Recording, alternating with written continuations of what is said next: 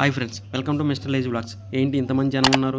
ఏంటి పచ్చటాకని చూస్తున్నారా? అది ఇలాంటి వీడియో పూర్తిగా చూడండి. మనం కూడా ఇలాంటి వీడియోలో మర్మం అన్న పదం అన్నందుకు మా ఫ్రెండ్ మరణ మృదంగాల గురించి మనకెందుకు మ్యాటర్ ఎందుకు చెప్పు అని అన్నాడు.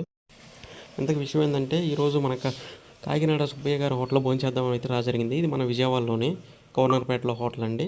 నేనైతే స్టార్టింగ్ రాగానే నేను స్పెషల్ మీల్స్ చెప్పుకున్నాను. అది స్టార్టింగ్ అయితే ఆకులు వేసి నాకు పప్పు పచ్చటాకు బల్లకి సగం అయితే వేసారు. పప్పు వేసి నెక్స్ట్ స్పెషల్ పులుసును దొండకాయ సొరకాయ కూరను అది వేసారండి.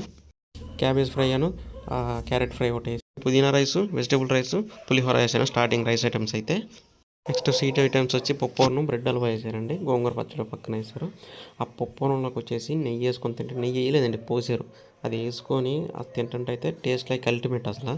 నెక్స్ట్ రైస్ అయితే వేసారు. ఆ రైస్లోకి ఒకటి వేసుకొని కలుపుకొని తిన్నానండి. నాకు గోంగూర క్యాబేజ్ ఫ్రై వేసుకొని తింటే బాగానే ఉంది. పప్పులో నెయ్యి వేసుకొని తింటే సూపర్ అసలు, అదిరిపోయింది పప్పు నెయ్యి అయితే.